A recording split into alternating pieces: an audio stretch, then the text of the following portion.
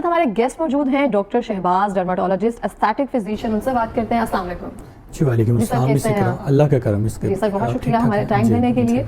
अच्छा सर, मुझे बताएं कि हल्कों का क्या रीज़न होता है? सोने देर से सोने की वजह से, नींद की कमी की वजह से हल्के होते हैं, या आपके जिस्म में कोई मल्टीविटामिन्स की कमी होती है? अच्छा, मिस इकरा, ऐसा है कि आंखें जो हैं, जैसे फेस एक बहुत आपकी पर्सनैलिटी का बिगर चंक आपका जो है वो फेस और आपका स्कैल्प, आपके हेयर्स जो हैं वो डिपिक्ट करता है। इसी तरह हमारी जो आंखें हैं वो हमारी लुक को और हमारी पर्सनैलिटी को बहुत ज़्यादा वो डिपिक्ट करते हैं। तो आइज़ के अराउंड कोई भी प्रॉब्लम आ जाए, उसकी वजह से एक तो हमारी टायर्ड लुक रहती है, दूसरा हमारा जो पर्सनैलिटी है उसका इंप्रेशन बड़ा बैठ जाता है। ब्यूटी का एक बड़ा जो चंक है वो आपकी आंखों से शुरू होता है। तो आंखों के गिर्द हल्के मसाइल क्रिएट कर देते हैं। उसकी काफ़ी सारी रीजंस हैं। जो मोस्ट कॉमन रीजंस हैं उसमें कि जेनेटिक्स में फैमिलीज में रन करता है जो हल्के होते हैं। अगर खास हाँ जी अगर खास तौर पे अगर ऊपर वाला आपका आईलिड भी इन्वॉल्व है और नीचे वाला भी अराउंड आइज है, वो फैमिलीज में रन करता है। उसके अलावा कुछ एलर्जीज हैं, जैसे साइनोसाइटिस हो गया, छींके आना, गला खराब रहना, उसके साथ ये भी इन्वॉल्व होता है। उसकी वजह से भी आपको हल्के होते हैं अगर आपको छींके और ये सब होता है, साइनस जैसे? हाँ जी, साइनोसाइटिस के साथ साथ आइज के अराउंड हल्के भी आ जाते हैं, जो कि वो उसके साथ कंजक्टिवाइटिस होता है जिसकी वजह से आंखों से भी पानी निकलता है। तो जब वो खारिश करते हैं तो अल्टीमेटली उसकी वजह से भी हल्के पड़ जाते हैं। दूसरा, हमारी आंखों की चूंकि स्किन जो हमारी आंखों के अराउंड है वो बहुत थिन है, इसके नीचे जो ब्लड वेसल्स हैं अगर वो और ज्यादा थिन होगी स्किन, तो नीचे जो ब्लड वेसल्स उनमें से जाता हुआ खून जो है वो नजर आता है, जिसकी वजह से कलर की वेसल्स जो होती जी है जी जी बिल्कुल, बारीक हाँ जी, उसकी वजह से क्या होता है, जो शेडोइंग आती है उससे भी एक इम्पैक्ट आता है हल्कों का। ये मेन कॉजेज हैं। फिर इसके अलावा लाइफस्टाइल की कुछ चीजें हैं जो कि आइज के अराउंड पिगमेंटेशन को वो करती हैं इफेक्ट, जिसमें स्लीप डेप्रीवेशन है, कम सोना है। कम सोने से फर्क पड़ता है? जी जी बिल्कुल, कम सोने से बहुत ज़्यादा आंखों के गिर्द हल्के आ जाते हैं। फिर इसके अलावा स्ट्रेस है और स्मोकिंग है, इनसे भी काफ़ी हद तक आंखों के गिर्द हल्के आते हैं। और अगर हम बात करें कि इसका ट्रीटमेंट क्या है, तो ट्रीटमेंट सबसे पहले, जैसे मैंने बात किया, लाइफस्टाइल चेंजेस करनी है कि हमने अपना जो लाइफस्टाइल है वो बेहतर करना है, खाना पीना बेहतर करना है, नींद हमने प्रॉपर लेनी है। फिर हमने टॉपिकल मेडिकेशंस की तरफ आना है। उसमें जैसे आपने कहा विटामिन ए डेरिवेटिव्स जो हैं वो अंडर आई अप्लाई करते हैं, वो थोड़ी सी ड्राइनेस करते हैं। अच्छा, क्योंकि वो स्किन को ऊपर से उतारेंगे, नीचे से फ्रेश स्किन आती है, उससे बेहतरी तो आती है, लेकिन उसके साथ मल्टीपल कंपाउंड्स और हैं जिनमें लेयर कर देते हैं। जी जी जी, जिनमें विटामिन के का बड़ा अच्छा रोल है अराउंड आइज। फिर इसके अलावा कैफीन का बड़ा अच्छा रोल है, फिर विटामिन सी का बड़ा अच्छा रोल है, कोजिक एसिड का बड़ा अच्छा रोल है, और इसके अलावा जो है नियासिनामाइड या इन सारों का एक कॉम्बिनेशन बना के दे देते हैं, वो आइज के अराउंड लगाएं तो उससे पिगमेंटेशन ठीक हो जाती है। लेकिन अगर फिर भी ठीक नहीं होती तो फिर हमारे पास एडवांस ट्रीटमेंट्स हैं जिनको लेजर्स कहा जाता है। लेजर्स में CO2 लेजर रिसर्चिंग यूज होता है, कार्बन लेजर जिसे कहते हैं। Carbon laser Q switch laser में आता है। कार्बन लेजर भी इसके लिए यूज किया जा सकता है, लेकिन असल में पिगमेंटेशन का जो गोल्ड स्टैंडर्ड है वो पिको लेजर या क्यू स्विच्ड है, तो वो यूज किया जा सकता है। उसके अलावा कुछ ब्लीच क्रीम्स होती हैं जिनमें हाइड्रोजन पेरोक्साइड होता है, they can also be used.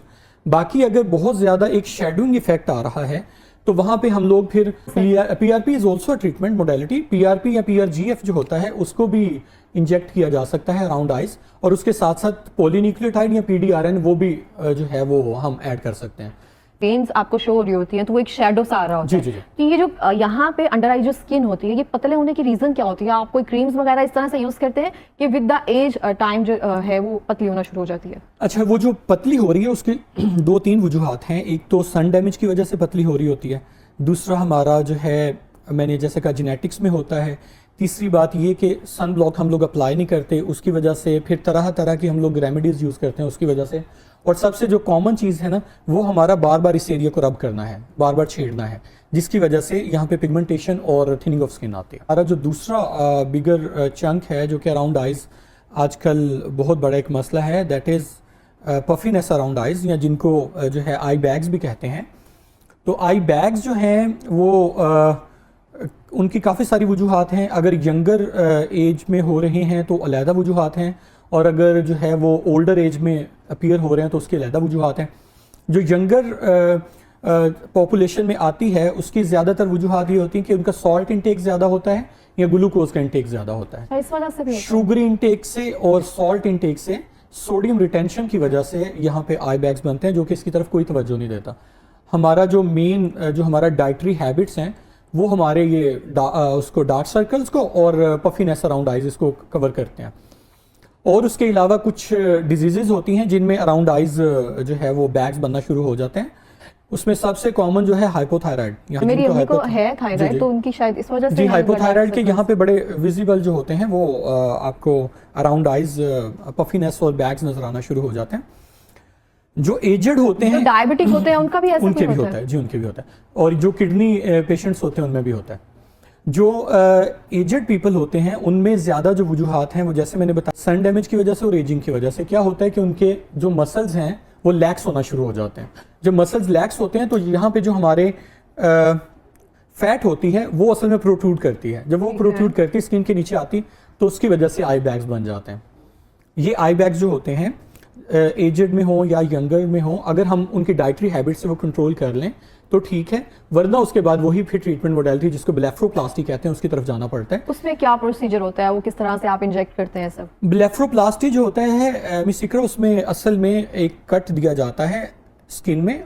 Cut दे के जो एक्सेसिव स्किन होती है उसको निकाल लिया जाता है और उसके नीचे जो एक्सेसिव फैट होती है उसको भी निकाल दिया जाता है और फिर स्किन को अप्रोक्सीमेट कर दिया जाता है। ये प्लास्टिक सर्जन प्रोसीजर है ये तो नहीं, ये इतना भी पेनफुल नहीं है जितना आपने बना दिया है। ये एक्चुअली इसमें कोई बेहोशी दरकार नहीं होती, इसमें सिर्फ लोकल एनेस्थीसिया देते हैं उसके बाद। और ये आई जो कूलोप्लास्टिक सर्जन्स होते हैं, जो आई सर्जन्स हो गए या प्लास्टिक सर्जन्स हो गए, ये डर्माटोलॉजिस्ट हो गए, उनकी रूटीन की सर्जरी है। तो लेकिन इसमें जो है वो थोड़ा बहुत करेक्शन रिक्वायर्ड होती है, जो कि बाज़ औक़ात हम जब किसी नए बंदे से सर्जरी करवाते हैं तो वो क्या करता है कि वो आपका आईलिड को सही तरह से अप्रोक्सीमेशन नहीं करता, तो उसके बाद आईलिड ऐसे बाहर को आ जाता है या अंदर ऐसे रोटेट कर जाता है। मैं यहाँ पे यही मेंशन एक्ट्रोपियोन कहते हैं। मैं यही मेंशन करने ही वाली थी कि आप ट्रीटमेंट तो सुन लेते हैं कि किसी ने ये ट्रीटमेंट करवाया या उनकी आइज का जो कलर है वो किस तरह से व्हाटएवर जिस तरह से चीजें चेंज हुई है, लेकिन आप प्रॉपर एक डर्माटोलॉजिस्ट के पास, जो भी फिजिशियन है उनके पास जाएं। ठीक है, मुझे बताएं कि हम जो ये क्रीम्स आई हुई है मार्केट में, जो अंडर आइज क्रीम्स हम यूज करते हैं या मॉइस्चराइजर हम कहते हैं स्पेशली यूज करते हैं, उसको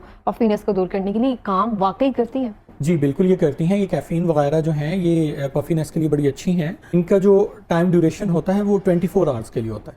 जब हम इनको अप्लाई करते हैं तो पफीनेस हमारी आइज के अराउंड वो खत्म हो जाती है 24 आवर्स के लिए, लेकिन वो कोई परमानेंट सोल्यूशन नहीं है। तो ठंडे पानी से जब हम मुंह धोते हैं, फुल ठंडे पानी से, जब मैं सुबह आती हूँ तो मैं ठंडे पानी से ना मुंह वॉश करके आती हूँ, तो उससे बहुत फर्क पड़ता है। इससे कुछ जी ये इसी वजह से ये जो एक बहुत अच्छी ट्रीटमेंट मोडेलिटी है कि जो आइस क्यूब्स होते हैं या आइस पैक्स होते हैं, उनको जब आप आइस के अराउंड रखते हैं तो उससे क्या होता है, उससे जेल मास्क भी है ना ठंडे वाले? जी जेल मास्क भी रख सकते हैं। उनको जब हम आइस के अराउंड अप्लाई करते हैं तो उनसे क्या होता है कि हमारी जो ब्लड वेसल्स होती हैं वो कंस्ट्रिक्ट करती हैं। जब वो कंस्ट्रिक्ट करती हैं तो उसकी वजह से हमारे आइस की जो स्किन है वो थोड़ी सी वाइटनेस उसमें आती है और उसमें फ्रेशनेस आती है। इसी तरह जो स्वेलिंग होती है वो भी उससे कम हो जाती है। मतलब ठंडा पानी जो है हम यूज कर सकते हैं, ठंडा पानी यूज करते हैं, आइस क्यूब्स यूज कर सकते हैं, इस तरह की वो चीजें यूज कर सकते हैं। ठीक है, अच्छा मुझे बताएं कि जो ट्रीटमेंट हम करवाते हैं, जो ट्रीटमेंट अफोर्ड नहीं कर सकते हैं उससे पहले, तो कोई ऐसी रेमेडी या फिर कुछ ऐसी कोई क्रीम जैसे आप कुछ ऐसा है जो हम घर बैठकर यूज कर सकते हैं? जी उसमें अगर आपके थोड़े बहुत कोई इश्यूज हैं, जैसे फाइन लाइंस हैं या जो है पिगमेंटेशन है अराउंड आइज, उसके लिए जैसे आपने बात की थी कि विटामिन ए डेरिवेटिव्स जिसको रेटिनोल या रेटिनॉइड्स कहते हैं, सबसे पहले तो वो हफ्ते में 1-2 दफ़ा अप्लाई करना है। फिर उसके अलावा विटामिन सी कंटेन क्रीम्स होती हैं, वो बहुत इजीली मार्केट से विटामिन सी तो आप बहुत ज़्यादा, तो विटामिन सी को रूटीन एक बनाया जा सकता है। ठीक है, और उसके अलावा हाइड्रोक्विनोन बेस्ड क्रीम्स आती हैं। 2% हाइड्रोक्विनोन से शुरू करना चाहिए और उनको थोड़ा बहुत जो है वो पहले आप उसको ग्रेजुअली इंक्रीज़ करेंगे, पहले हफ्ते में 2 दफ़ा 3 दफ़ा करेंगे, फिर बेशक डेली पे उसको ले जाएं। तो वो जो है सिर्फ नाइट टाइम उसकी एप्लीकेशन होती है और वो पिगमेंटेशन के लिए आइडियल चॉइस है, गोल्ड स्टैंडर्ड है। तो वो आप अप्लाई कर सकते हैं for your pigmentation around your eyes. आपकी स्किन ज़्यादा सेंसिटिव है तो आप या तो उसको किसी मॉइस्चराइजर में डाइल्यूट करेंगे या फिर आप उसको किसी स्टेरॉइड में डाइल्यूट करेंगे। हाइड्रोक्विनोन का साइड इफेक्ट है कि वो बहुत ज़्यादा जो है रेडनेस करता है। अच्छा, ये इसका साइड इफेक्ट है? हाँ जी, हाइड्रोक्विनोन जो है वो कॉन्टैक्ट डर्माटाइटिस करता है। जब आप उसको लगाते हैं स्किन की स्वेलिंग करता है। अच्छा। तो इसी वजह से ना तो आपने उसको लगा के चूल्हे के पास जाना है, ना उसको लगा के धूप में जाना है। और उसको जब आपने अप्लाई करना है तो या तो किसी मॉइस्चराइजर में, किसी माइल्ड से स्टेरॉइड में लगा के अप्लाई करना है।